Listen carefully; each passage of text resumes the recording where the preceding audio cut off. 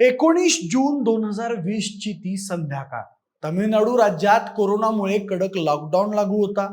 तुतुकुडी जिल्ह्यातल्या सातानकुलम या छोट्याशा बाजारपेठेत पी जयराज आणि त्यांचा मुलगा जे बेनिक्स यांचं मोबाईल दुरुस्तीचं दुकान होतं. त्या दिवशी दुकान नियोजित वेळेपेक्षा फक्त 10-15 मिनिटं जास्त वेळ उघडं राहिलं. गस्तीवर असलेल्या पोलिसांनी दुकान बंद करण्यास सांगितलं. दरम्यान पोलीस आणि पी जयराज यांच्यात किरकोळ कारणावरून वाद झाला. काही क्षणातच हा वाद जास्त चिघळला. शाब्दिक वाद वाढत गेला आणि पोलिसांनी जयराज यांना ताब्यात घेतलं. ही बातमी समजताच त्यांचा मुलगा बेनिक्स पोलीस ठाण्यात गेला. पण तिथे परिस्थिती शांत होण्याऐवजी आणखी बिघडली. वाद पुन्हा पेटला आणि रागाच्या भरात पोलिसांनी दोघांनाही लॉकअपमध्ये टाकलं. पण पुढे जे घडलं ते फक्त एक घटना नव्हती, ती संपूर्ण देशाला हादरवणारी क्रूरता होती. पोलीस ठाण्याच्या 4 भिंतींआड जयराज आणि बेनिक्स यांना अमानुष मारहाण करण्यात आली आणि दुर्दैवाने या मारहाणीमुळे या पिता पुत्राला आपला जीव गमवावा लागला. अखेर न्यायालयाने या प्रकरणात सहभागी असलेल्या 9 पोलिसांना आरोपी ठरवत चक्क फाशीची शिक्षा सुनावली. म्हणूनच नेमकं हे प्रकरण काय आहे, न्यायालयाने निकालात नेमकं काय सांगितलंय आणि आरोपी पोलिसांनी या पिता पुत्रांसोबत नेमकं काय केलं होतं, सगळा घटनाक्रम समजून घेऊयात या व्हिडिओच्या माध्यमातून. नमस्कार, मी प्रथमेश आणि तुम्ही पाहताय विशेष भारी. मंडळी, देशभरात कोरोनामुळे लॉकडाऊन सुरू होतं. सगळीकडे भीतीचं वातावरण होतं. नियमांची कडक अंमलबजावणी केली जात होती आणि अशाच वेळी तमिळनाडूच्या थुथुकुडी जिल्ह्यातील सतानकुलम या छोट्याशा बाजारपेठेत एक घटना घडली, ज्या घटनेने संपूर्ण देश हादरला. पी जयराज आणि त्यांचा मुलगा जे बेनिक्स दोघेही साधे व्यापारी. त्यांचं मोबाईल दुरुस्तीचं दुकान होतं. त्या दिवशी दुकान ठरलेल्या वेळेपेक्षा अवघ्या 10-15 मिनिटांनी जास्त उघडं राहिलं. दरम्यान गस्तीवर असलेल्या पोलिसांनी दुकान बंद करण्यास सांगितलं. यावरून जयराज आणि पोलिसांमध्ये किरकोळ वाद झाला आणि पुढे हळूहळू हा वाद चिघळत गेला. शब्दांनी पेटलेला हा वाद इतका वाढला की पोलिसांनी जयराज यांना ताब्यात घेतलं आणि त्यांना सातानुकुलम पोलीस स्टेशन इथं नेलं. ही बातमी कळताच त्यांचा मुलगा बेनिक्स धावत पोलीस ठाण्यात पोहोचला. पण तिथं परिस्थिती शांत होण्याऐवजी आणखीच जास्त बिघडली. पुन्हा वाद झाला आणि रागाच्या भरात पोलिसांनी दोघांनाही लॉकअपमध्ये टाकलं आणि त्यांनी दुकान ठरलेल्या वेळेपेक्षा थोडं उशिरा उघडं ठेवलं. ही एक चूक त्याच्या जीवावर बेतली. तसं तर ही चूक नव्हती, पण एक नियमभंग होता. पण त्याची शिक्षा काय असावी? साधारण दंड, इशारा किंवा काही तासांची कारवाई? पण इथं गोष्ट वेगळ्याच वळणावर गेली. पुढे जे घडलं ते केवळ कायद्याच्या चौकटीबाहेर नव्हतं, तर माणुसकीच्या मर्यादांच्याही पलीकडे होतं. त्या रात्री पोलीस ठाण्याच्या 4 भिंतींआड या दोघा पितापुत्रांवर अमानुष अत्याचार करण्यात आले. निर्दयी मारहाण, टॉर्चर इतकं की त्यांच्या शरीरावर झालेल्या जखमा पाहून सगळ्यांनाच धक्का बसला. महत्वाचं म्हणजे त्यांना गंभीर दुखापत झाली असतानाही योग्य वैद्यकीय उपचार त्वरित मिळाले नाही. उलट त्यांना पुढे कोविलपट्टी उपकारागृहात हलवण्यात आलं. त्यांच्या प्रकृतीची स्थिती दिवसेंदिवस खालावत होती आणि या गंभीर मारहाणीमुळे 22 जून 2020 रोजी बेनिक्सचा मृत्यू झाला आणि त्यानंतर अवघ्या एका दिवसातच म्हणजे 23 जूनला त्यांचे वडील जयराज यांचाही मृत्यू झाला. एका कुटुंबातील 2 जीवांचा असा अंत, तोही पोलीस कोठडीत. ही बातमी बाहेर आली आणि संपूर्ण तमिळनाडू पेटून उठलं. लोकांनी संताप व्यक्त केला.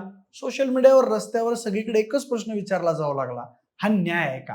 प्रकरण गंभीर होतं, त्यामुळे न्यायालयाने या घटनेची दखल घेतली आणि तपास केंद्रीय अन्वेषण विभागाकडे म्हणजे सीबीआयकडे सोपवला. सीबीआयने या प्रकरणाचा सखोल तपास सुरू केला. त्यांनी तांत्रिक पुरावे, साक्षीदारांचे जबाब, वैद्यकीय अहवाल या सगळ्यांच्या आधारे तपास पुढे नेला. शेवटी सीबीआयने तब्बल 2427 पानांचं सविस्तर आरोपपत्र न्यायालयात सादर केलं. या आरोपपत्रात एक गोष्ट स्पष्टपणे समोर आली, ती म्हणजे ही घटना अपघात नव्हती, तर ही एक सुनियोजित मारहाण होती, ज्यामुळे दोघांचा मृत्यू झाला. त्यानंतर न्यायालयीन प्रक्रिया सुरू झाली. साक्षीदार, पुरावे, युक्तिवाद, 6 वर्ष हा खटला चालला आणि अखेर तो दिवस आला जेव्हा मदुराई न्यायालयानं या प्रकरणात निकाल सुनावला. न्यायमूर्ती मुथुकुमारन यांनी निकाल देताना अत्यंत स्पष्ट आणि कठोर शब्द वापरले. त्यांनी सांगितलं की हा गुन्हा दुर्मिळात दुर्मिळ प्रकारात मोडतो, कारण ज्यांच्यावर जनतेचं रक्षण करण्याची जबाबदारी आहे त्यांनीच आपल्या अधिकाराचा गैरवापर करून निशस्त्र नागरिकांवर अत्याचार केला. न्यायालयाने हेही नमूद केलं की केवळ जन्मठेप शिक्षा अशा प्रकारच्या गुन्ह्यांसाठी पुरेशी नाही. जर कठोर शिक्षा दिली नाही तर अशा घटना पुन्हा घडण्याची शक्यता राहते. त्यामुळे समाजाला ठोस संदेश देण्यासाठी कठोर पाऊल उचलणं आवश्यक आहे. या सगळ्या गोष्टींचा विचार करून न्यायालयाने दोषी ठरलेल्या 9 पोलीस कर्मचाऱ्यांना फाशीची शिक्षा सुनावली.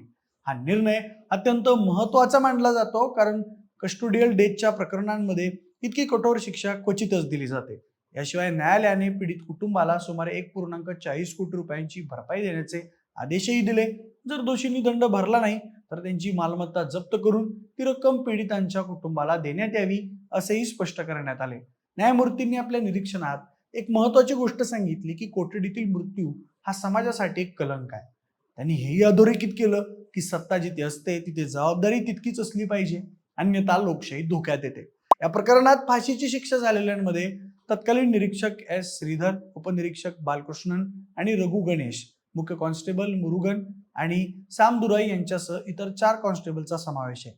यातील 10व्या संशयिताचा विशेष उपनिरीक्षक पाल दुराई याचा 2020 मध्ये कोविडमुळे मृत्यू झाला होता. न्यायाधीशांनी अमेरिकेतील जॉर्ज फ्लॉइड प्रकरणाचा संदर्भ देत कोठडीतील मृत्यू हा एक सामाजिक कलंक असल्याचं सांगितलं. पोलिसांनी दिलेली वागणूक ही कुंपणाने चेतखान्यासारखी होती असं निरीक्षण नोंदवत न्यायालयानं स्पष्ट केलं की सत्ता जिथे असते तिथे जबाबदारी असायला हवी, अन्यथा लोकशाहीला धोका निर्माण होतो. न्यायालयाच्या या निर्णयानंतर एक गोष्ट मात्र ठामपणे समोर आली, ती म्हणजे कायद्याच्या रक्षणाची जबाबदारी ज्यांच्यावर असते त्यांनी जर कायदा हातात घेतला तर त्यांना कोणतीही सूट नाही. ही घटना फक्त एका पिता पुत्रावर झालेल्या अत्याचाराची नाही, तर ती संपूर्ण व्यवस्थेला आरसा दाखवणारी आहे. कस्टोडियल डेथ म्हणजे केवळ एक गुन्हा नाही, तर लोकशाहीच्या मूल्यांवरचं एक गंभीर प्रश्नचिन्ह आहे. आणि म्हणूनच अशा प्रकरणांमध्ये दिलेला हा कठोर निकाल केवळ शिक्षा नसून एक इशाराही आहे. सत्तेचा गैरवापर सहन केला जाणार नाही. कायद्याचा वापर संरक्षणासाठी व्हायला हवा, दडपशाहीसाठी नाही. जयराज आणि बेनिक्स यांच्या मृत्यूने एक मोठा प्रश्न उभा केलाय की आपण सुरक्षित आहोत का त्या लोकांकडून ज्यांनी आपलं संरक्षण करायचं आहे. कदाचित या निकालामुळे त्या प्रश्नाचं उत्तर थोडं बदललं असेल, कारण न्याय उशिरा का होईना पण मिळाला आणि एक स्पष्ट संदेश दिला गेला की कायद्यापेक्षा कुणी मोठं नाही. बाकी या संपूर्ण घटनेबद्दल आणि न्यायालयाच्या निकालाबद्दल तुम्हाला काय वाटतं ते मला कमेंट बॉक्समध्ये नक्की सांगा आणि सोबतच आपल्या विशेष वारीच्या YouTube चॅनलला सबस्क्राईब करायला अजिबात विसरू नका. धन्यवाद.